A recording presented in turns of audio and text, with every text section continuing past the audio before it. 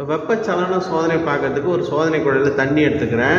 இதில் என்ன பண்ணுறேன், கொஞ்சோண்டு இங்கு சேர்த்து மேலே இருக்குது. இப்போ வெப்பப்படுத்தும் போது அந்த இங்கோடைய இயக்கத்தை பாருங்கள். இங்கு என்ன பண்ணும், வேகமாக கீழே வரதை பார்க்கலாம். அதுக்கு என்ன காரணம்னா, கீழே இருக்கிற தண்ணி வெப்பம் அடைஞ்சிடுச்சு. வெப்பம் அடைஞ்சி கீழே இருக்கிற தண்ணி மேலே போவாங்க பாருங்கள், வேகமாக இங்கே கீழே வருது.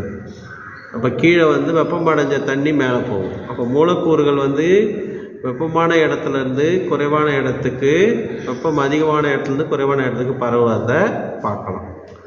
அப்போ அந்த இங்குடைய இயக்கத்தை இந்த சோதனையில் பார்க்கலாம். ஆமாம், இங்கு